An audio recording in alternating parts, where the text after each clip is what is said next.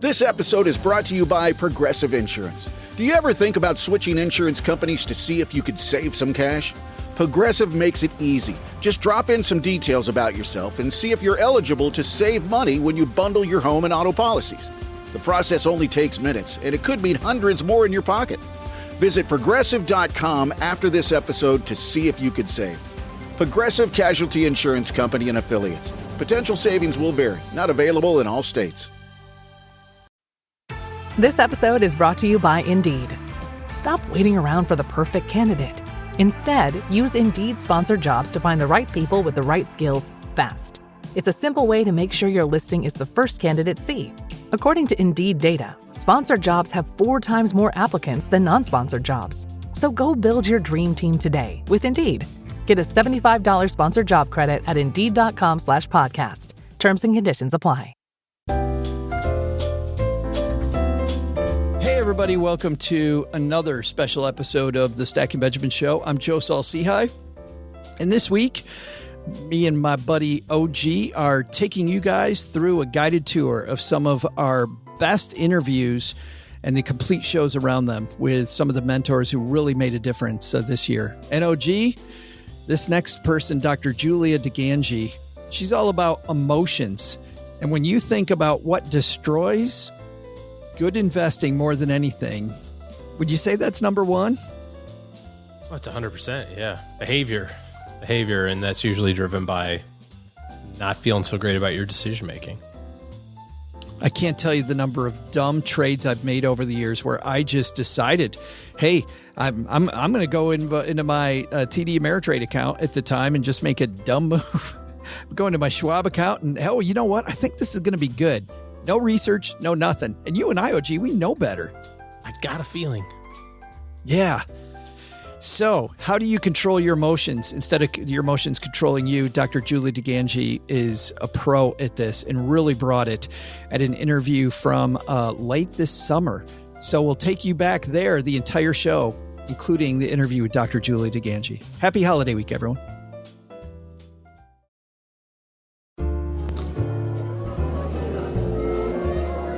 So, faced with the question, where did they go next with this podcast? The guys were recently joined by legendary musical genius Bruce Dickerson, who's agreed to be the new producer of the Stacking Benjamin show. They were all excited to meet him. Hey fellas, I'm Bruce Dickerson. Yes, the Bruce Dickerson. You have a dynamite sound, fantastic sound. I have only one suggestion. More cowbell.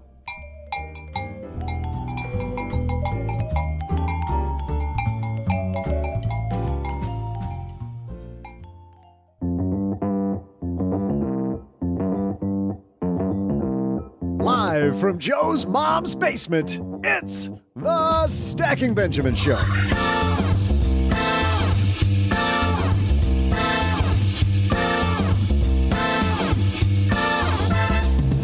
I'm Joe's mom's neighbor, Doug, and today you'll learn how to master your emotions with Dr. Julia DiGangi. In our headlines, good news and bad news. People are seeking financial advice in record numbers, but, you knew that was coming, they also think that advice may be too expensive. We'll share the stats and our thoughts. Plus, we'll throw out the Haven Lifeline to Stacker Mark. We love Mark. And then I'll share some municipal trivia. Yeah, I'm going to do it. And now, two guys who together form the world's mediumest human pretzel. It's Joe and O-G-G-G-G.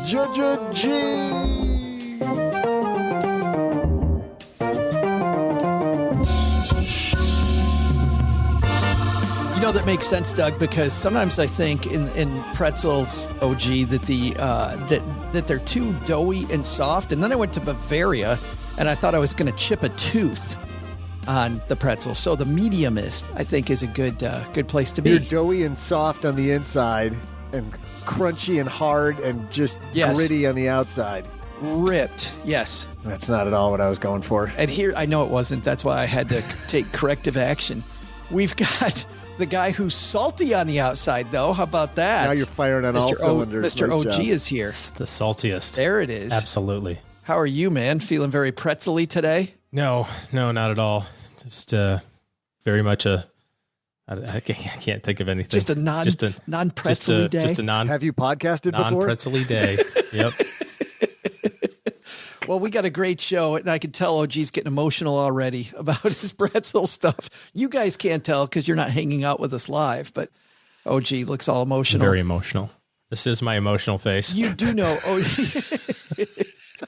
you do know, OG, that so many investors get emotional, and we do stupid stuff when our emotions are in charge. And Dr. DiGangi is going to help us turn that around, use our emotions to help us instead of make us go, why did I do that? Is he going to second that emotion, or she will second that emotion? Oh. Should be fantastic. But before that, a very salty headline as well.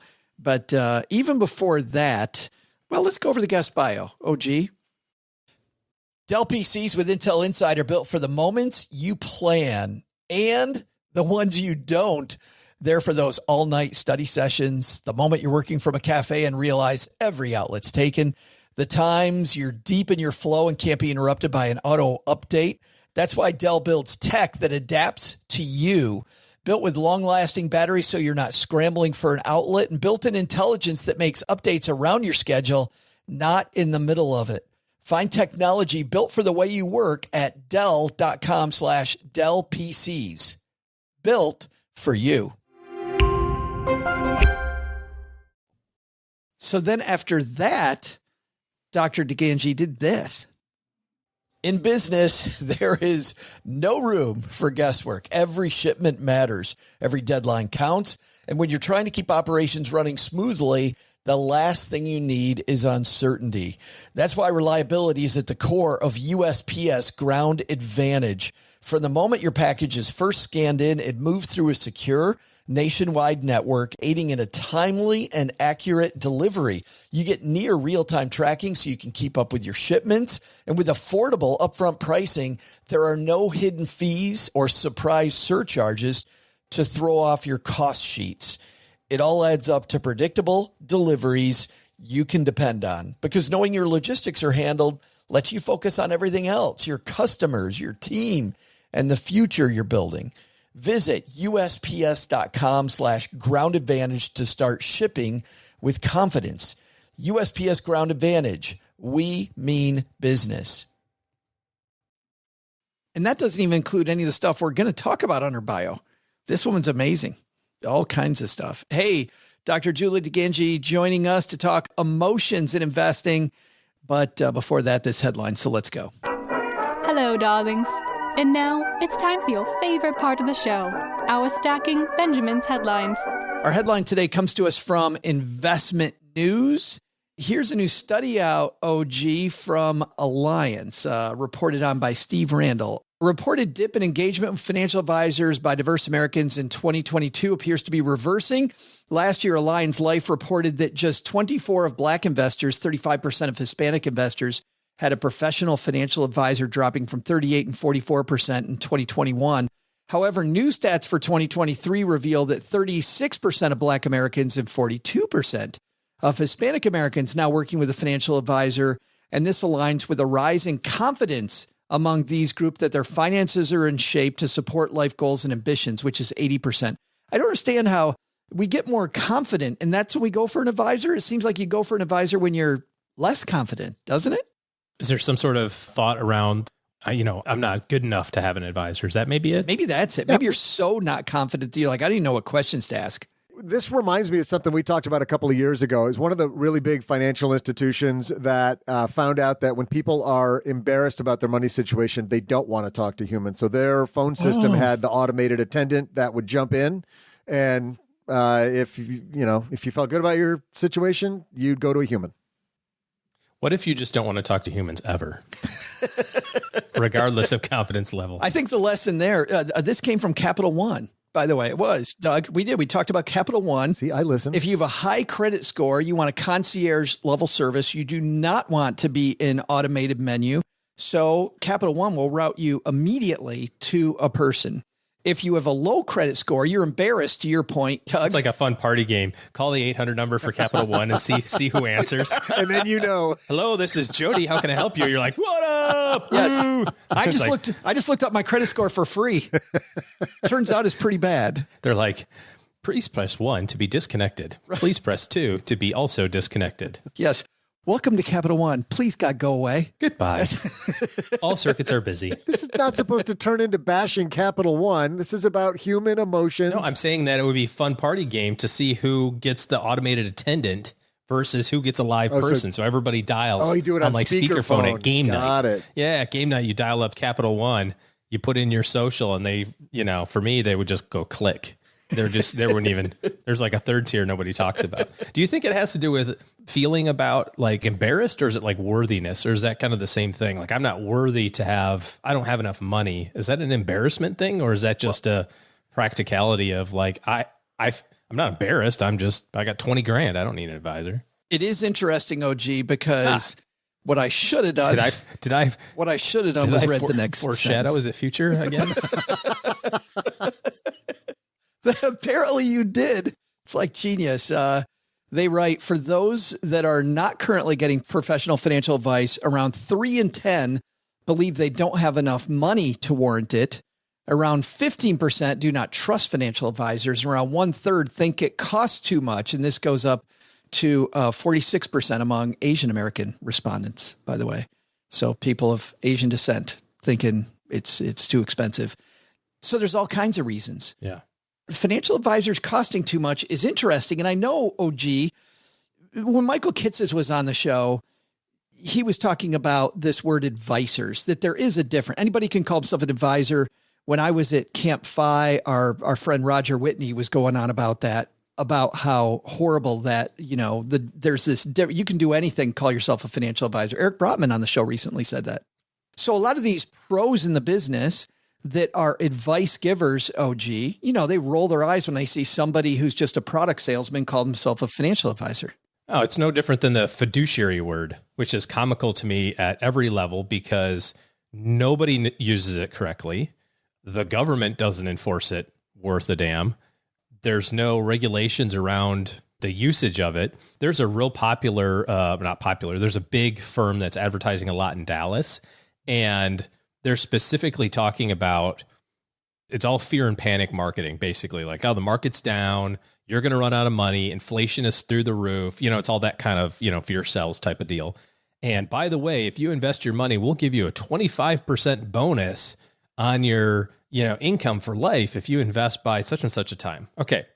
What product in the universe of products, Joe, this, offers an upfront bonus for putting money in?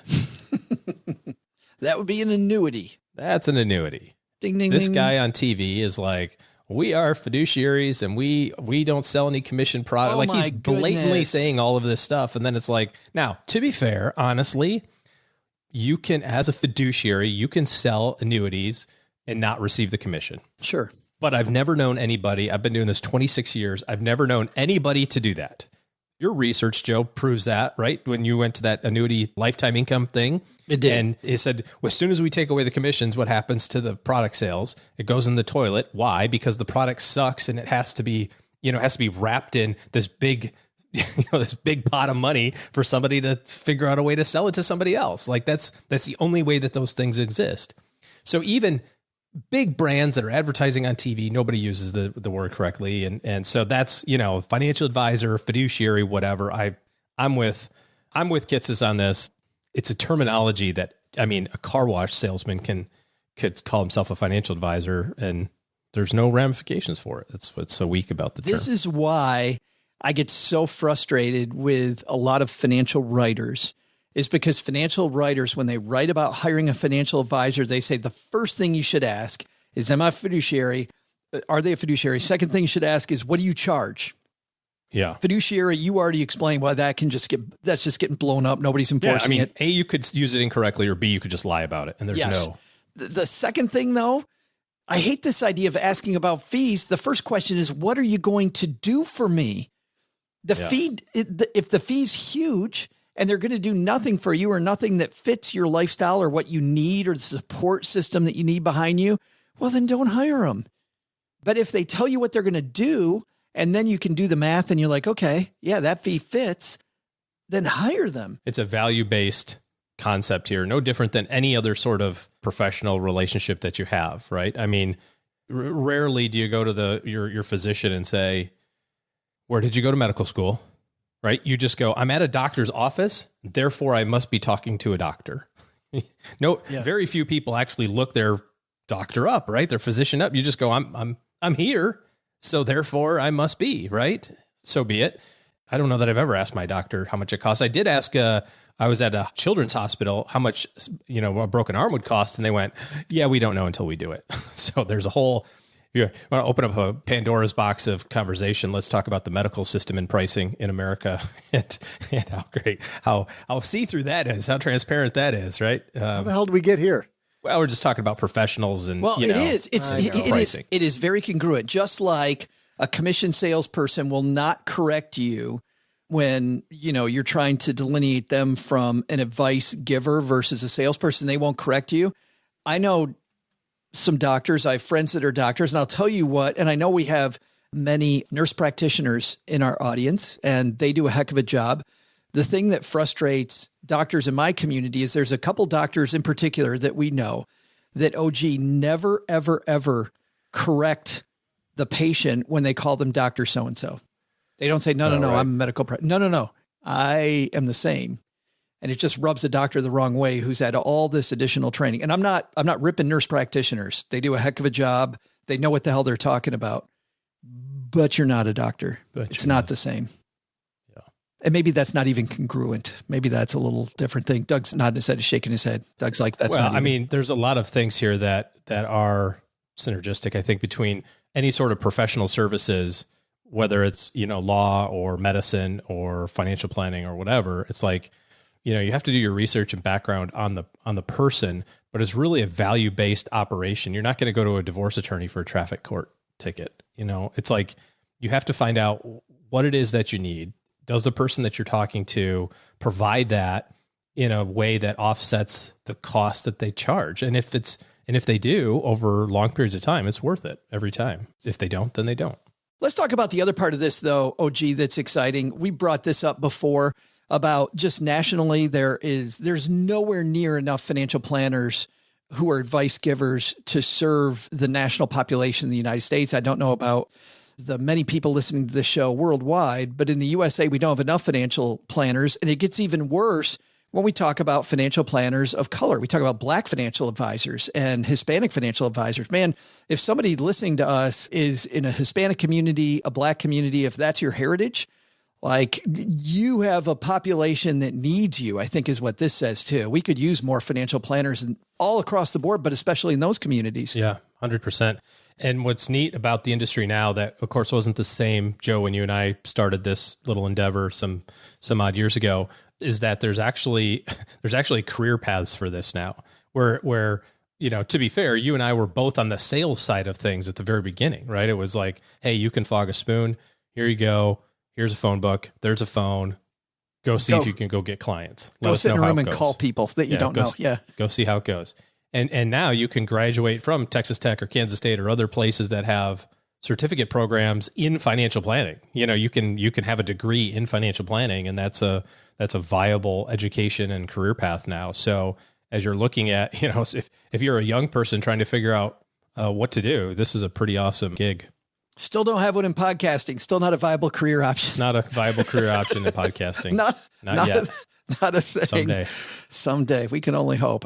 We will link to this and these great heady topics on our show notes at stackingbenjamins.com. Of course, tomorrow, Kevin Bailey from our team will dive into these even deeper if you're interested in either of these topics in our newsletter called The 201. stackingbenjamins.com/201. We go over the 101 here, and then we go into depth with Kevin curates some of the best links to all of these issues. Of course, if you get the 201 and you know somebody who's thinking about becoming a financial planner or worried about whether they should have one or not, there's a referral program. So if you get it, you know somebody, don't just tell them to read our 201. Make sure you use your referral code, and we will send you everything from stickers to a notebook to swag to, if you refer lots of people, a game night with OG and I in Mom's basement, which I know people dream about.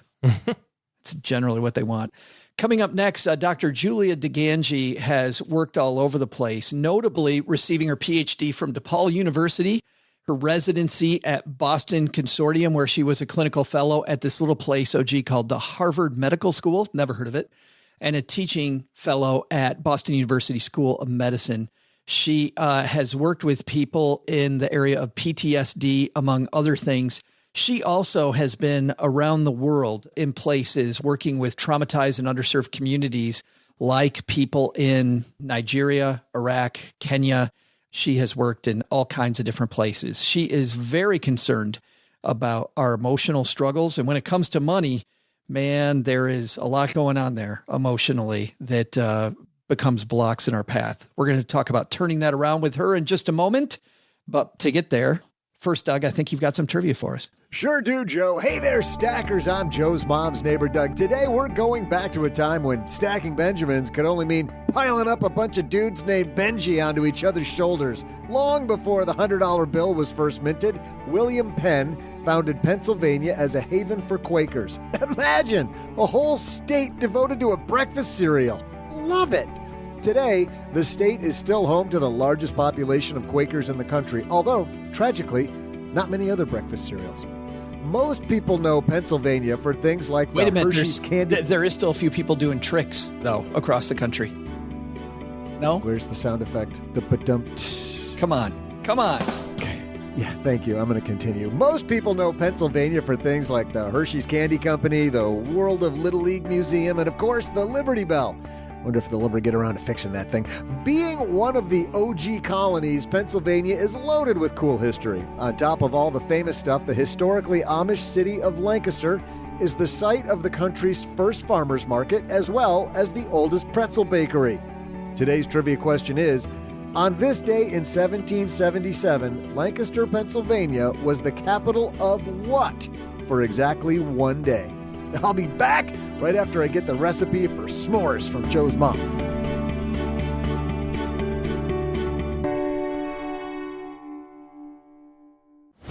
Insurance isn't one size fits all. That's why drivers have enjoyed Progressive's Name Your Price tool for years now. With the Name Your Price tool, you tell them what you want to pay, and they'll show you options that fit your budget. So whether you're picking out your first policy or just looking for something that works better for you and your family, they make it easy to see your options. Visit Progressive.com. Find a rate that works for you with the Name Your Price tool. Progressive Casualty Insurance Company and Affiliates. Price and coverage match limited by state law. You didn't start a business just to keep the lights on. You're here to sell more today than yesterday. You're here to win. Lucky for you, Shopify built the best converting checkout on the planet. Like the just one tapping, ridiculously fast acting, sky-high sales stacking, champion of checkouts. That's the good stuff right there. So if your business is in it to win it, win with Shopify. Start your free trial today at shopify.com/win.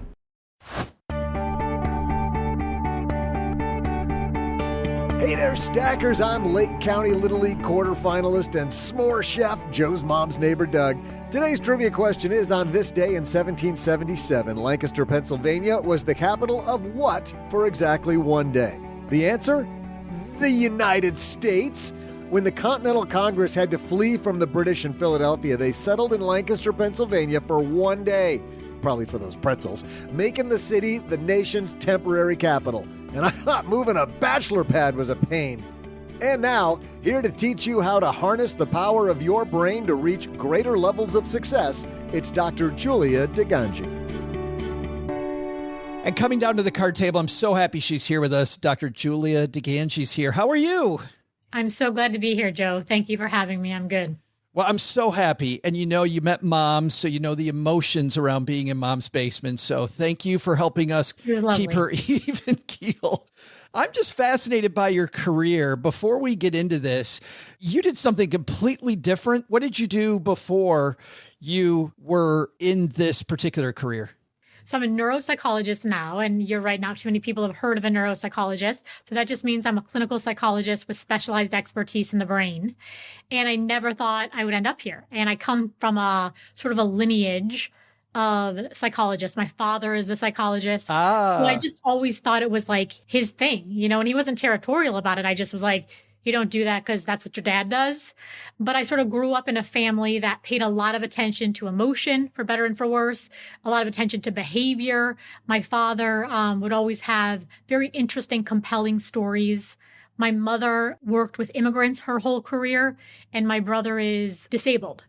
So there was always kind of a curiosity in our home about behavior, and there was always a message about service. So, kind of this idea very early in my life that we're here to serve others. And so I started out my career doing a lot of political work and then ultimately international humanitarian aid work. What ended up happening was wherever I was on the planet, whether it was Chicago or Mombasa or Detroit or Lagos or Argentina, I started to see people suffering in both kind of common ways and also in extraordinary ways. And the thing that really struck me was that conflict always looked like conflict. Grief always felt like grief. Loss always felt like loss. Rage always felt like rage. Hope always felt like hope.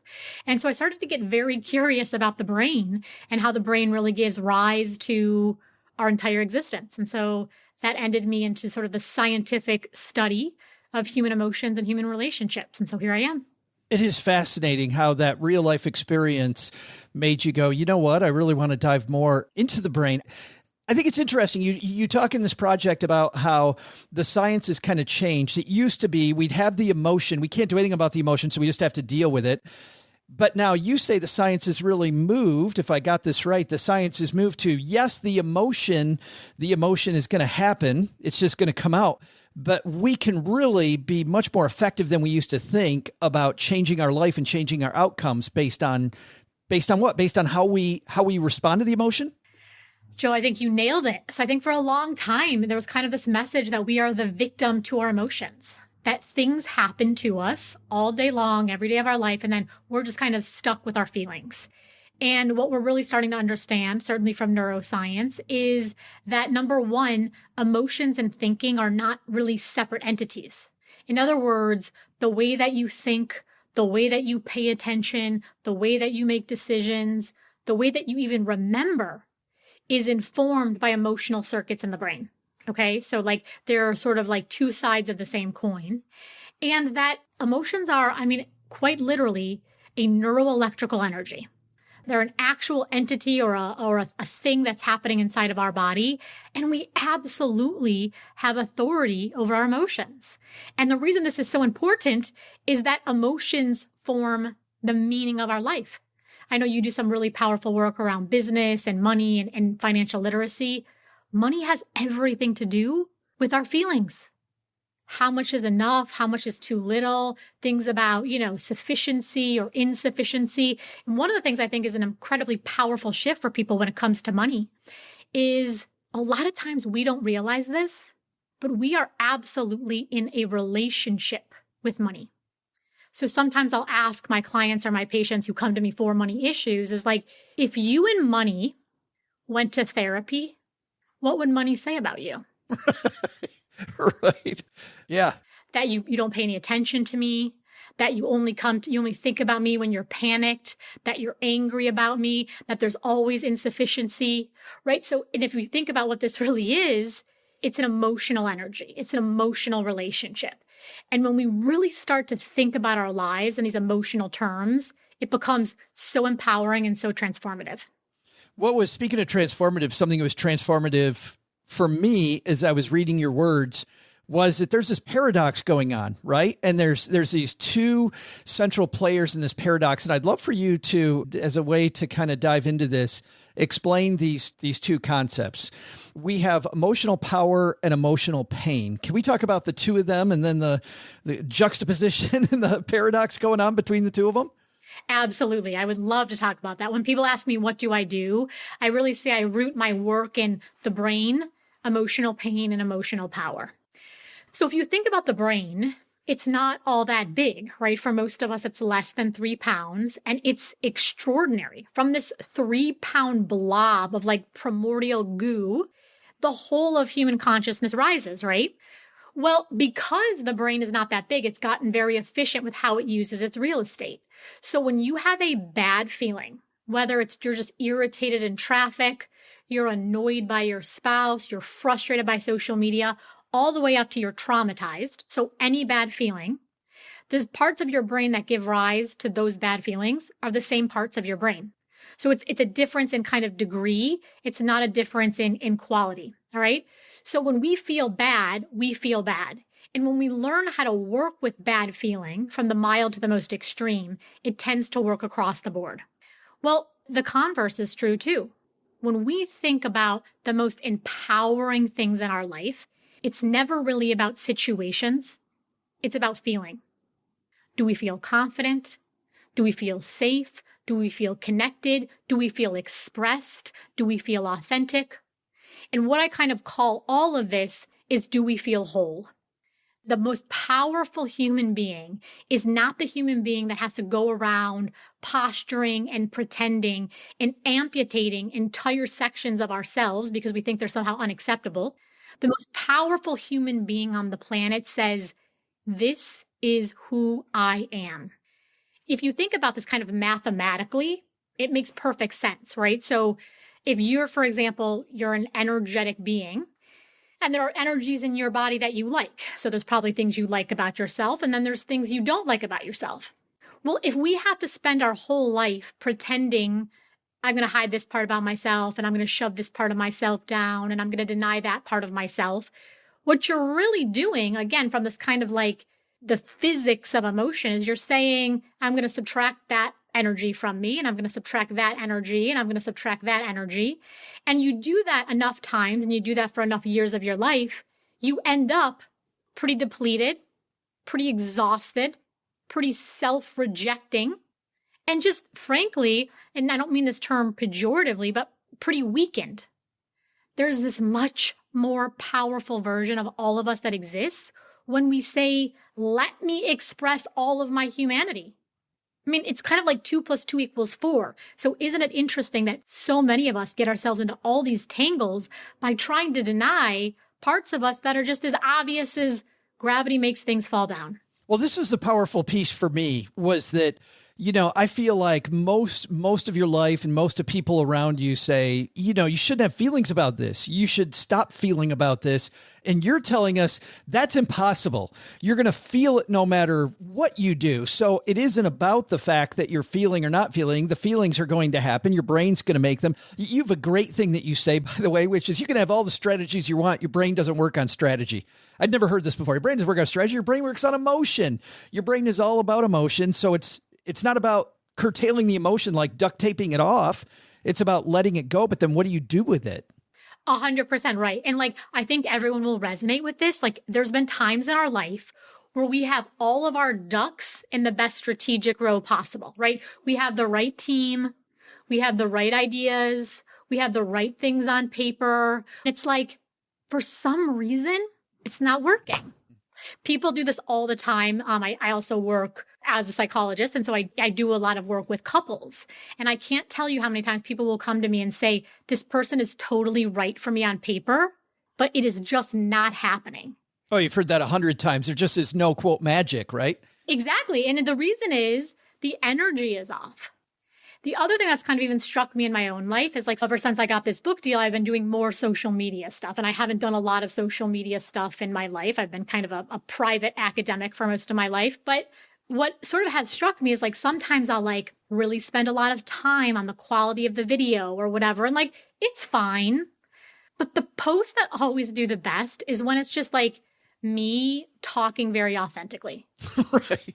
And a lot of times when I'll post that post, I'll be like, oh God, like I flubbed my words, or, you know, my hair was all jacked up or whatever, right?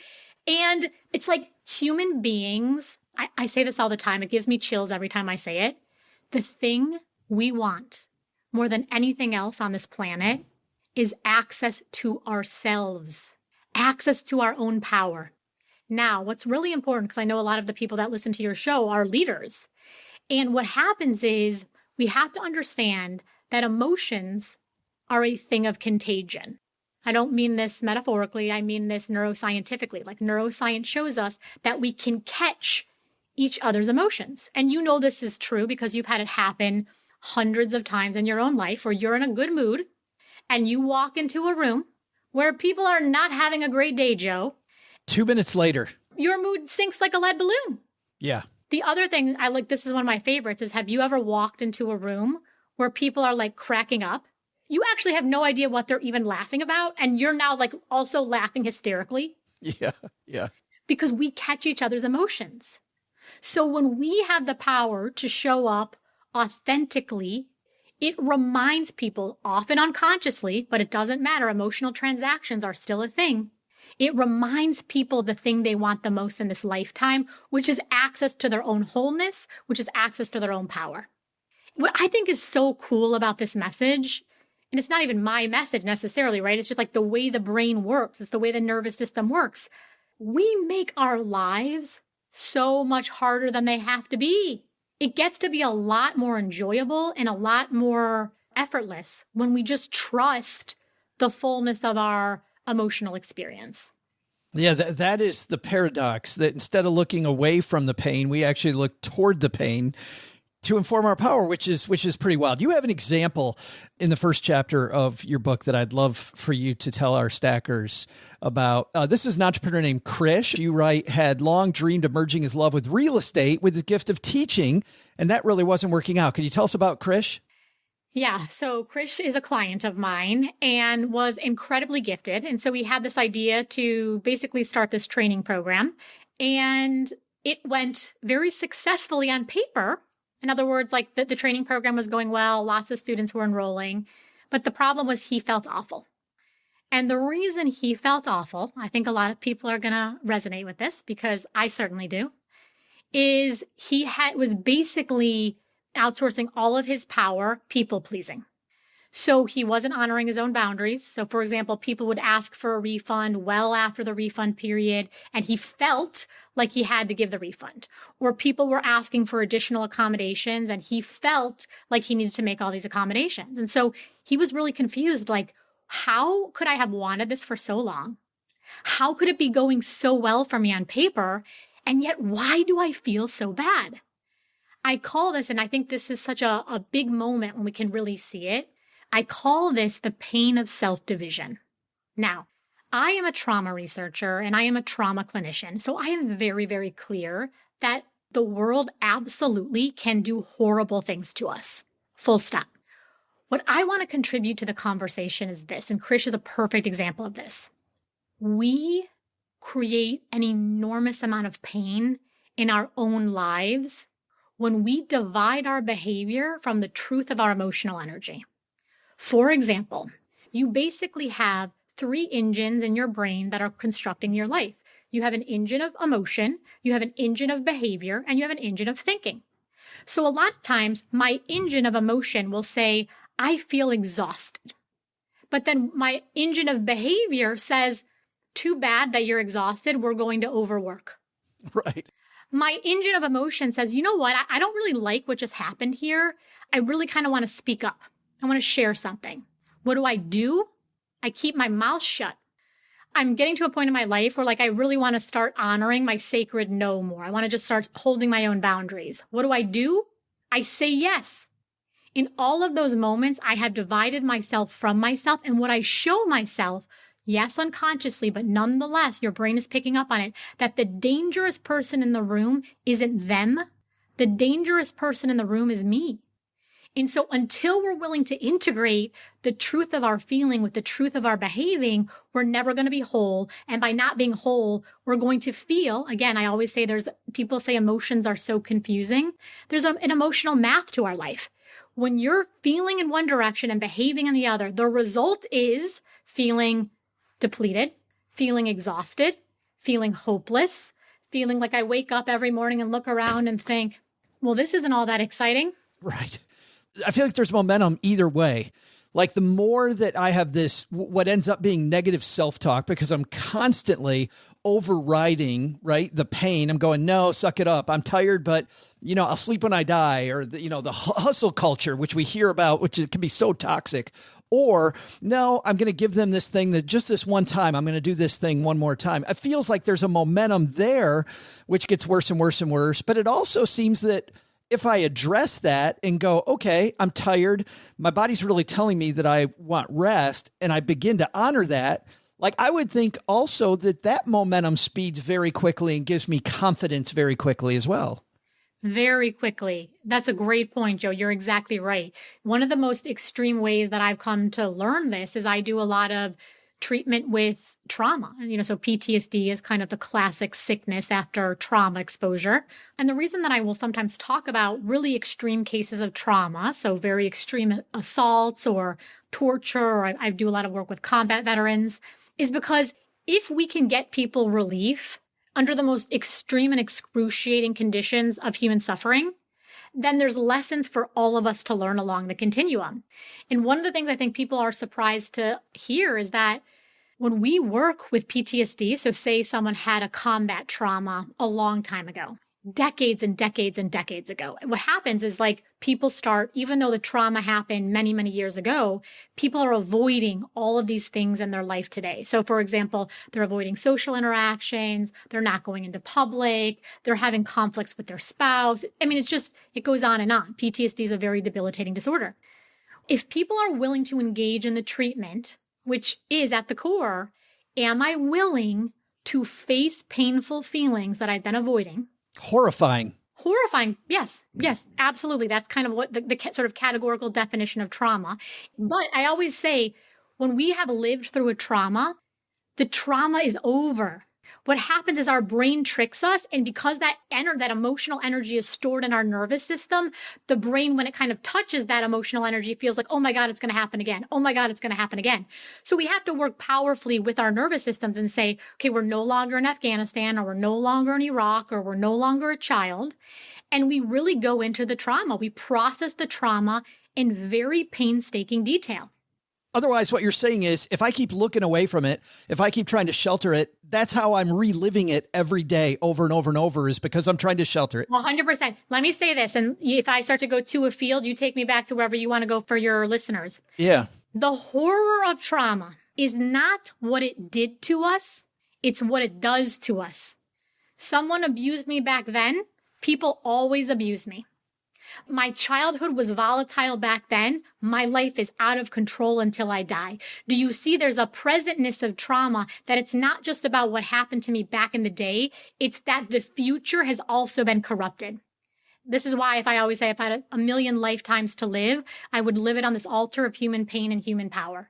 We have to understand that what happened to us then does not get the power and the right to rob us the rest of our lives. And when you start to understand the brain, you kind of have two brains, and I'm sure people have heard this in various ways before. You have this like reactive, primitive brain. No problem. I always say the brain is the most powerful machine you will ever own. Operate wisely. And I think a lot of us pay more attention to our cell phones than our own nervous system. Yes? Yeah. So, okay, the program code is written that like the brain is going to be reactive. And if you think about it, it treats all pain similarly. In other words, that reactive part of the brain, if I put my hand on a hot stove, I'm going to pull my hand back. If I think about a trauma that happened to me 20 years ago, if I haven't worked through it, my brain's going to go, that's bad, move away, just like I would pull my hand back from a hot stove. It's just how the machine operates. But thank God we have these higher functions of the brain that, especially when we engage in conversations like this or with the right mental health professionals, we get to say, okay, let me think about this. Am I still reliving the trauma? No. Is it going to feel like I am reliving the trauma? Yes. And actually, thank God, because it's in reactivating. The reason that I called my book Energy Rising is because what we want to do to get more powerful is when hard emotions come into our system, we have this reflex that says, shove it down, shut it down, avoid it, deny it, run from it, and we shove. Well, you do enough shoving for a long time and you end up emotionally constipated, brittle, suffocated, and weak. So the power move here is to say, let my brain and my body process these bad feelings so quite literally the energy can move and be released. Now, this all sounds lovely and theoretical, and I probably would be skeptical too if I haven't been treating trauma for as long as I have. I have seen people who are stuck with horrific PTSD for, I am not exaggerating, 40 years, address their untreated PTSD in 12 weeks. Wow. Yes. And the thing I'm thinking is that's a very extreme example, but we have this on a smaller level every single day. I mean, you write about these pain avoidances that we all have every day, and I'm just going to take our stackers through 3 of them. I think 2 of them I felt within the last 2 hours. You want to tell somebody what you're really feeling, but you're too afraid, so you avoid it. And by the way, I realized also reading your work that avoiding that discussion, that tough discussion, is more exhausting than actually probably having the discussion. I just got chills when you said that because you totally nailed it. Avoidance is not free. The idea of suppressing and holding an energy that naturally just wants to move through your system down and in legitimately takes tremendous energy. Sorry, I interrupted you. I just got very excited. Well, I had this actually happen about 3 weeks ago. I get some coaching, and my coach is a group called Strategic Coach. Our last quarterly meeting was about confidence and about building confidence. And I realized I was less confident about things going on in my organization than I thought. And I knew there were 2 difficult conversations I need to have. And you talk about this in your work very, very succinctly, that, you know, look at the pain and then think ahead to the actual pain that you're actually causing. And you realize there's this mountain of pain by not addressing it that's going to happen. So I used pain to get through the fact that I needed to have these conversations. And so I had both these conversations, and within a week, I was more confident than I've been in probably 3 months. It was so amazing. But there's that one. You're really excited about launching a new product, but you're embarrassed if nobody buys it, so you avoid it. I'm in the middle of something similar to that as well. By the way, mine is social media. I never want to. I'm really good at audio. We've been doing audio for a long time, but like you, getting on social media just scares the hell out of me. And every time I put the phone up to do it, I feel this huge self-doubt. But you know what's funny? I always feel better when I do it. And I feel worse when I don't, like I'm letting myself down. Third, you're having trouble with one of your employees who keeps making mistakes, but you're too frustrated to talk about it calmly. You're afraid of how they might react to your criticism, so you avoid it. I mean, I check all those boxes. So these are not, quote, trauma, but man, they are exhausting. I want to end our time together. As you can tell, I'm super excited about everything we're talking about.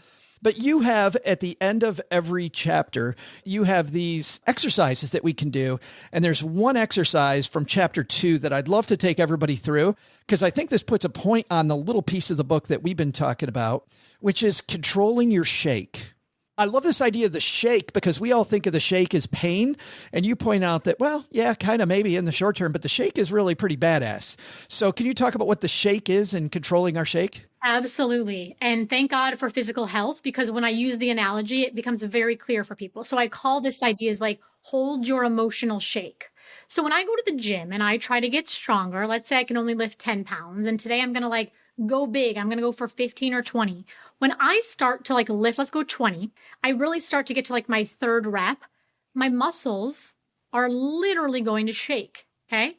But never in the history of going to the gym have I ever seen anybody pass out, run from the gym screaming, never to return again. In other words, even if the shake doesn't feel that good, like in that exact moment, there's something satisfying about it, because it's the shake that is the clearest evidence of your increasing strength, of your increasing power.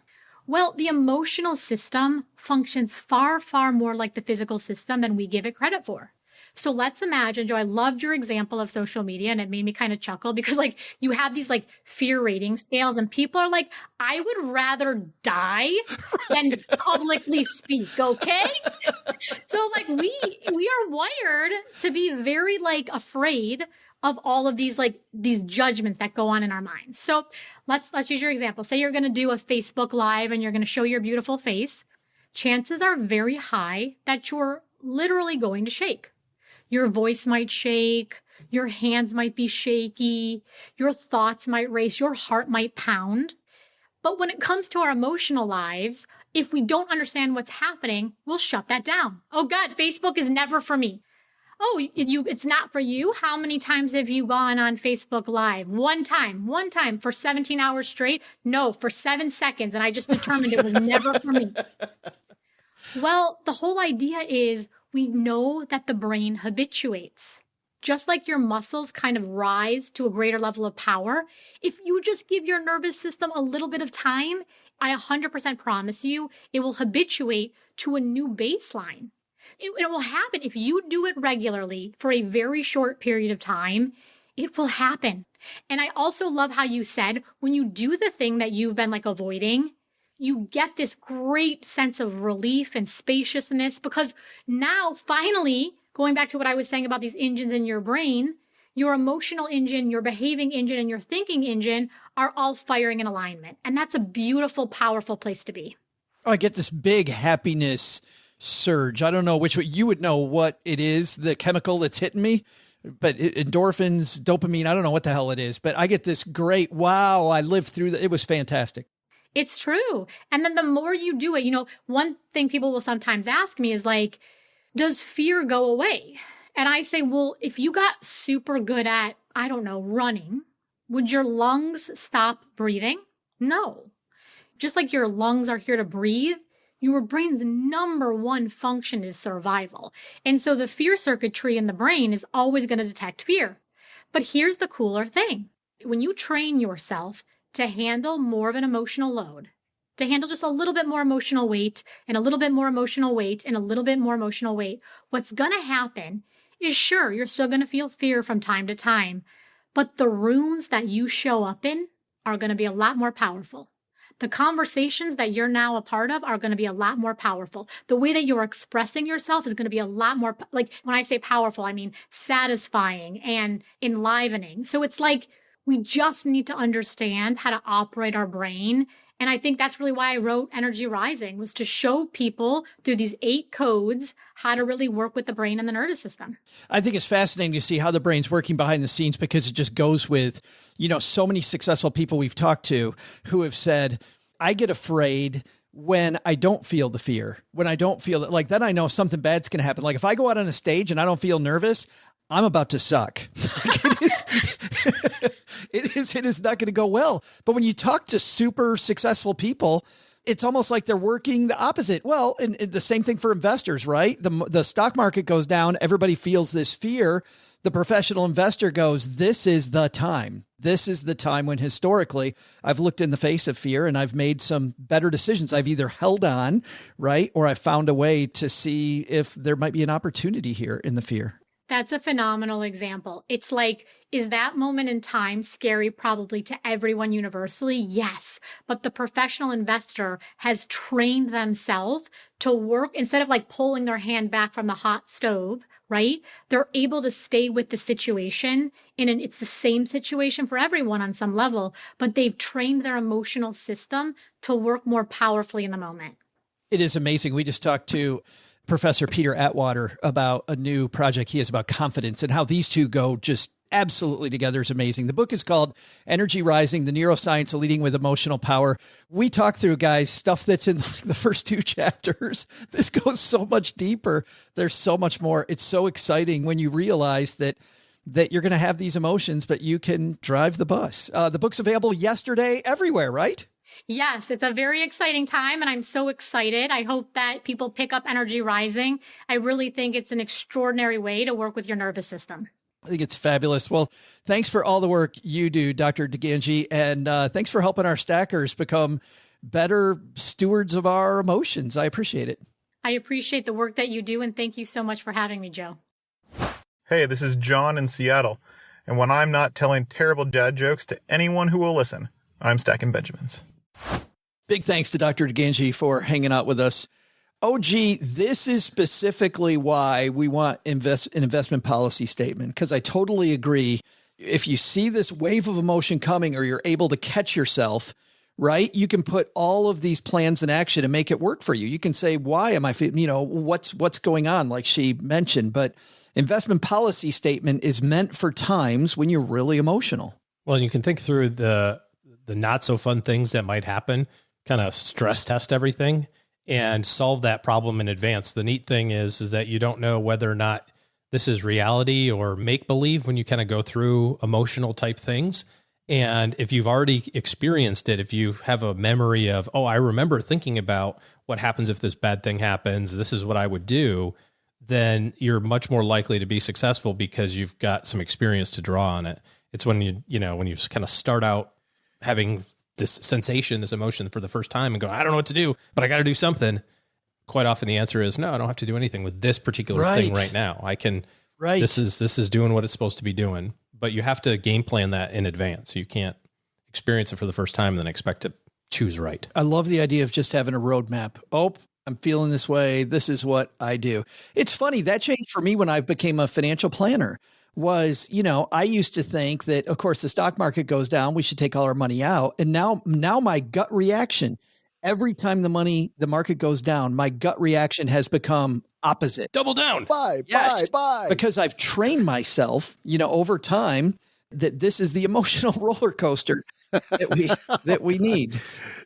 So, Joe, it made me think of something else listening to Dr. DiGangi about what we were talking about earlier in the episode with the emotions we have about money. I wonder how many people are listening to us and have been listening to us for quite some time thinking, I'm going to figure this out for myself to get my stuff in order so that I feel like I'm in a position that I can go to a financial advisor. Right. When in fact, if you're sick, back to the crazy long analogy OG talked about with the medical world, if you're sick, you got to go see a doctor. Like, you need that expert to help you, and they're going to help you put together a policy statement, right? So that then you can know how to get yourself better, both, seeking their advice and on your own. A long time ago, I went to a church in Michigan where I know she's now a political figure on the outskirts, but she, at the time, I didn't know, there was no politics around Marianne Williamson, and she just happened to be the head of the church. And the best sermon she ever gave, Doug, was when she said, you know what? I'm going to hand this over to God right as soon as I get done fucking it up. What? You know what I mean? Like, we're like, hey, hold on. I got this. And you just destroy it more. You know what I mean? So when you said that, you're like, I'm going to wait until I get this together. I'm too embarrassed because I got this problem. I'm going to fix these problems.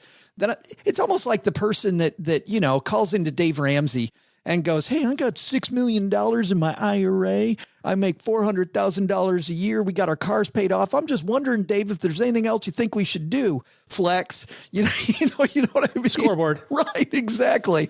Just and the whole collective audience rolls their eyes like, oh, great. Wait, hold on. I'm still stuck on this sermon. Did she drop the F-bomb at the lectern? She did not. That was my takeaway. No, Marianne Williamson did not do that. I want to go to that church. But she left Detroit, moved out west, and, now she's running for president. It's a whole different world. But then she was just leading this church. And that sermon has stuck with me.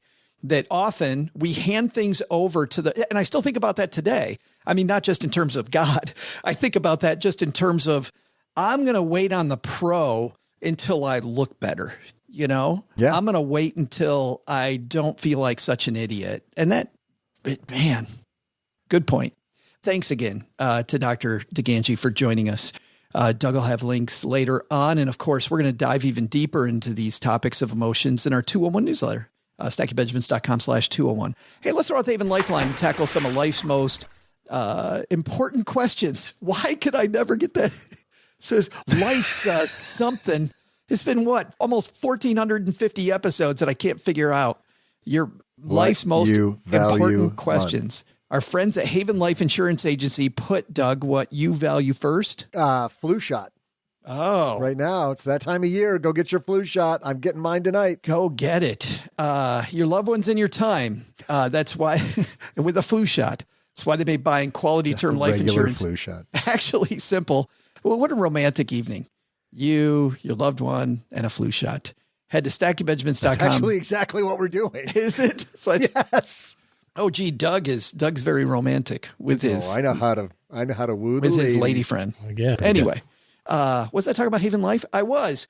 Their application is simple. It's online. You get an instant coverage decision. Prices are affordable. You get your life insurance done, people. StackingBenjamins.com/Haven Life. Let's say hi to Mark because we love Mark. Hey, Mark. Hey, guys. It's Mark in Chicago. I just wanted to call Joe, OG, and what's his face to run a target date fund strategy by OG to see if I can convince him that this is well thought out. Okay, hold on, Mark. I'm going to cut you off right there. Target date fund by OG. This is not going to end well. You ever watch those videos of where you know the car wreck is coming, or better yet, the semi that's going to go through the tunnel and you know it's too tall? Right. Mark, I am guessing right now this semi is too tall. And if we had a soundtrack, the music would start and it would be like that ominous music, like da-dong. And then it would be like low and building. And then the monster OG comes out of the cave. Right. That's what's about to happen, Mark. All right. I'm going to start, Mark, I'm going to start this over again. Steve, if you can play the ominous music behind this, that would be fantastic. Because, this is great. All right. Hello, Mark. Hey guys, it's Mark in Chicago. I just wanted to call Joe, OG, and what's his face to run a target date fund strategy by OG to see if I can convince him that this is well thought out. No, so I know one of your critiques is that target date funds are too conservative, too early. So what if I push my fund date out 10 or 15 years past my retirement date to stay in equities longer? Also, I know that target date funds are too heavily weighted in large and growth. So what if I added like 20% small cap value?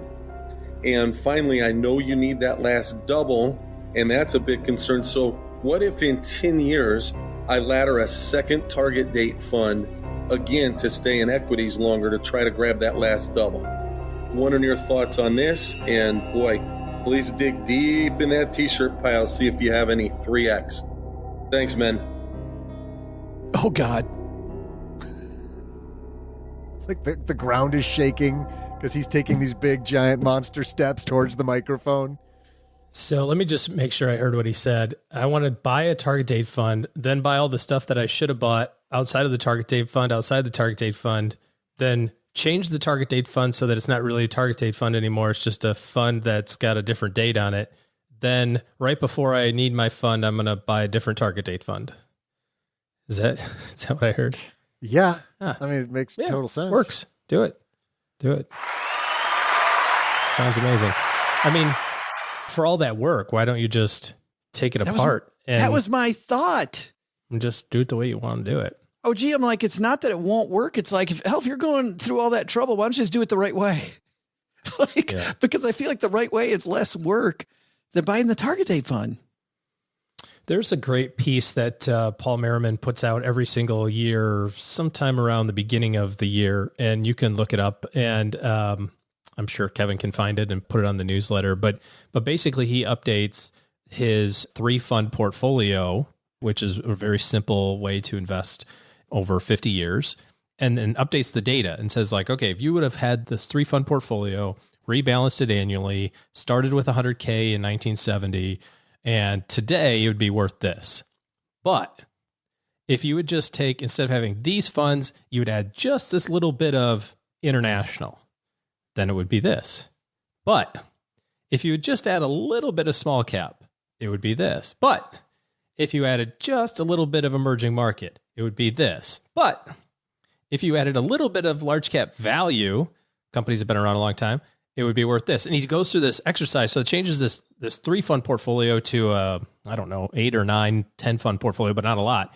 And the difference in the portfolio, I'm going to butcher the numbers because I don't remember off the top of my head, but it's something like $10 million or $22 million.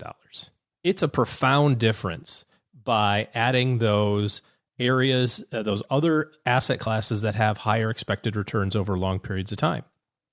The thing about investing is that it never works out in the manner in which you want it to work out. It never is the exact timing. We're big believers in academic and science around investing. And I hear people all the time say, I had a client email me this and say, I don't think we're invested enough in AI. And I said, what are you talking about? You have 14,000 different stocks in your portfolio spread across these 9 positions. I assure you there's AI stocks. Well, we should probably overweight it because, this is the new thing. And I'm thinking to myself, well, this is what people were arguing about in 2000 and in 1990 and 1980 and 1970. Like, there's always the new thing. And by investing in diversified ETFs, diversified mutual funds, you're already capturing all of that stuff in a manner that is commensurate with their output relative to the global economy, right? You've already got Microsoft, you've already got Google, who have monster AI programs. Otherwise, you're just guessing, right? You're intervening, you're putting your emotion. See what I did there? You're putting your personal feelings in the way of the investing process. No different than anybody who says, "Oh, the market's down, I should take some money out."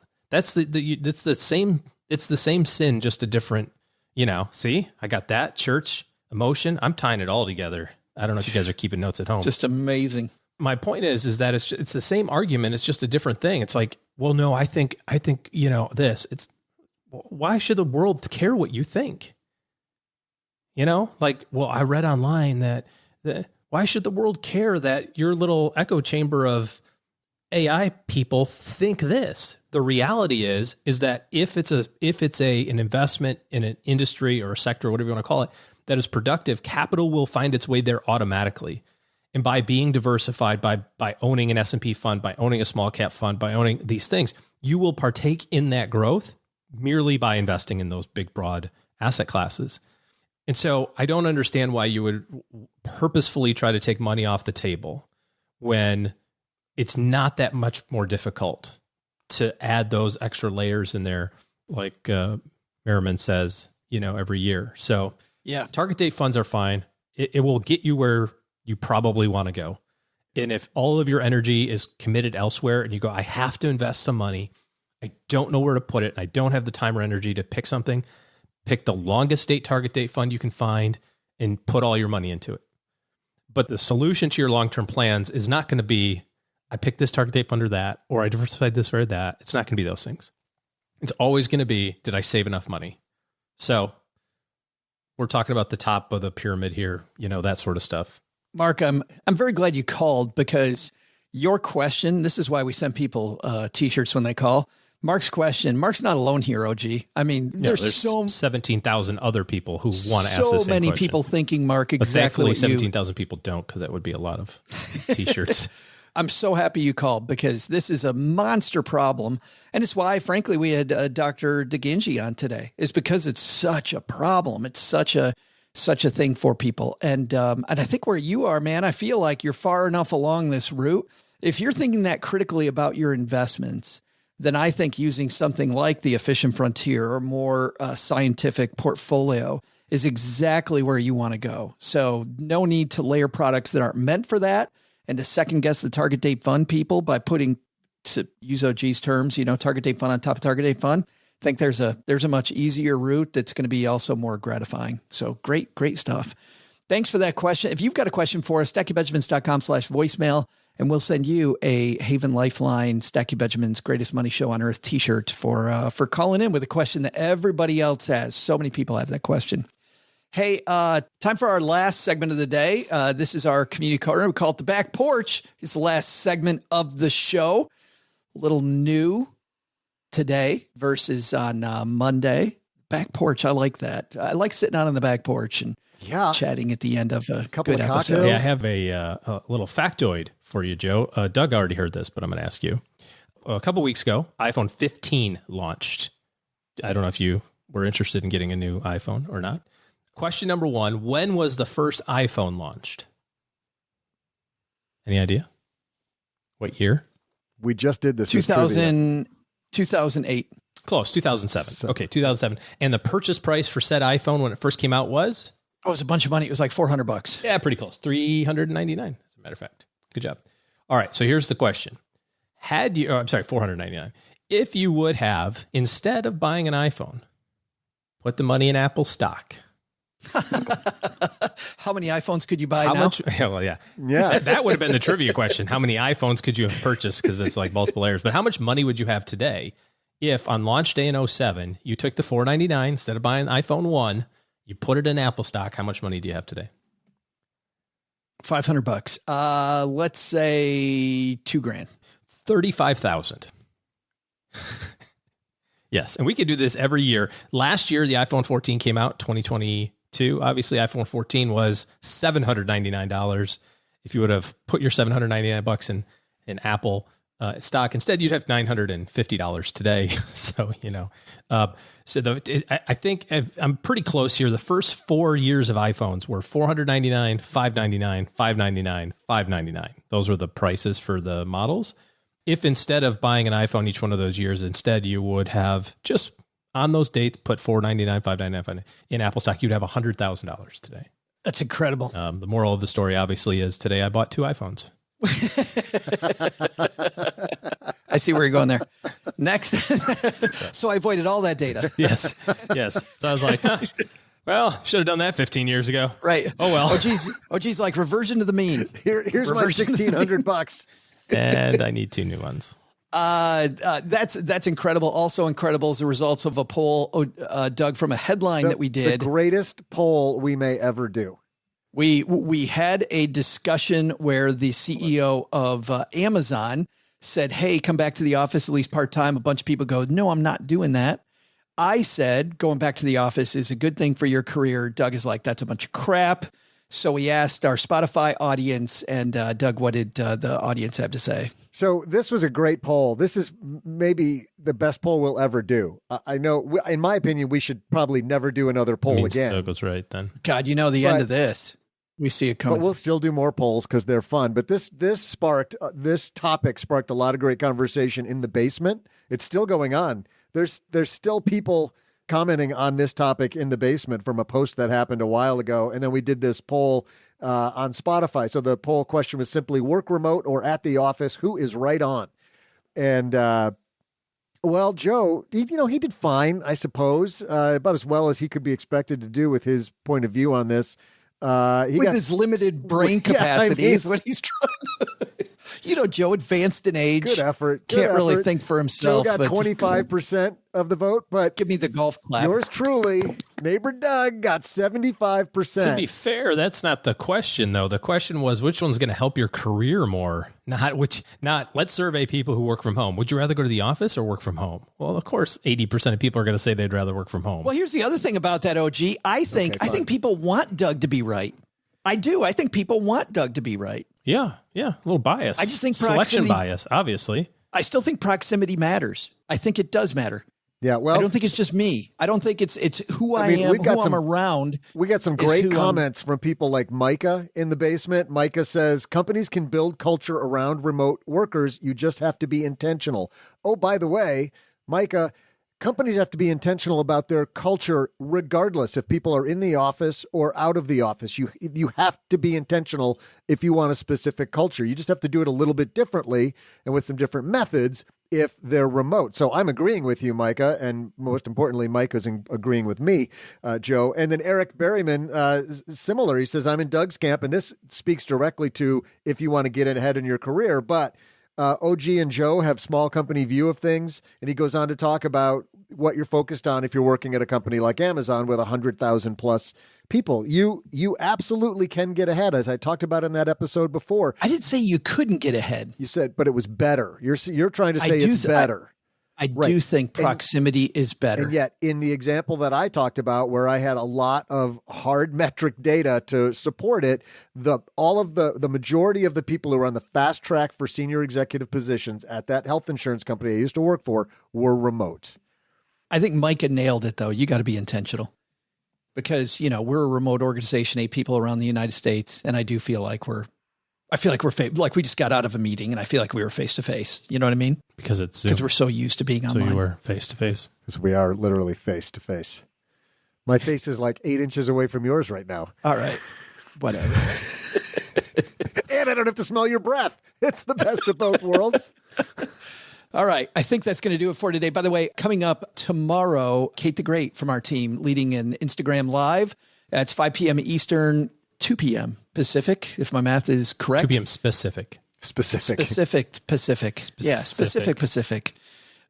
2 p.m. Make sure to say hi to Kate, and we're going to talk about the topics we talk about here. There, if you want to look at all the places where you can hang out with our team, stackingbenjamins.com/welcome. that's going to put a pin on today. On Friday, we've got a roundtable episode, which is a little bit different. We hang out and we talk about some big topic that's been in the financial media. And our new friend, Elaine King, joins us on Friday, financial planner who was a top 10 Investopedia advisor on the same list that OG was on. Did OG fall off the list? No, he was on the list. He was there. Nice. Yep. OG was on it. Elaine King was on it. Stephanie McConnell, who OG you just hung out with recently and who was recently on the show, was on it. And quite a few. We had a little reception in Huntington Beach. SB. Stephanie, she's so cool. Very cool. Yep. But Elaine King is also, she's never been on the show and it's about time. But anyway, Doug, that's going to do it for today. What should we have learned today? Well, Joe, first, take some advice from Dr. DiGangi and learn to recognize your stress triggers so you can get a hold of your emotions before they get a hold of you. Second, seeking financial advice? Remember, sometimes it pays to find people to help you not make a decision. I wish someone would do that with me and donuts. But the big lesson? Before you offer to help someone move, make sure it's just their home and not a country's entire capital. Wonder if George Washington had to offer to buy Ben Franklin and James Madison pizza and beer to get him to help out. Thanks to Dr. Julia DiGangi for joining us today. You can find out more about her book, Energy Rising, The Neuroscience of Leading with Emotional Power. We'll also include links in our show notes at stackingbenjamins.com. This show is the property of SB Podcasts, LLC, copyright 2023, and is created by Joe Saul-Sehy. Our producer is Karen Repine.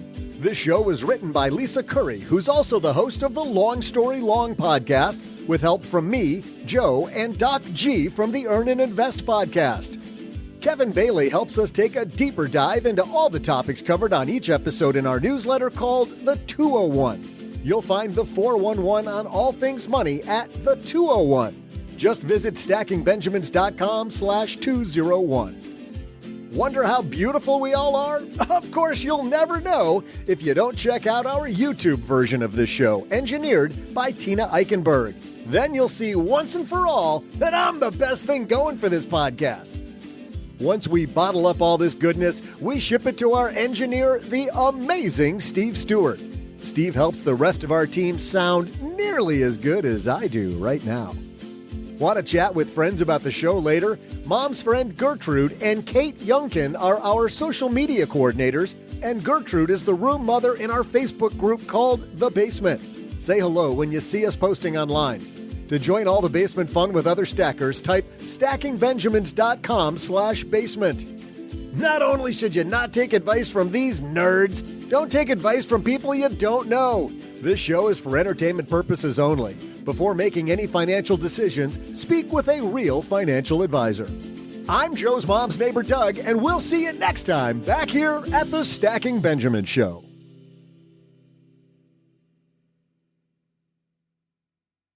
So earlier, I got edited earlier. Our listeners don't know this, but you cut me off because I was going on too long about my thing. Now we get to listen to OG's emotional scarring about his trip to the doctor for 20 minutes. Man, go ahead and take that out, Steve. I know. I know. I knew you were going to say that.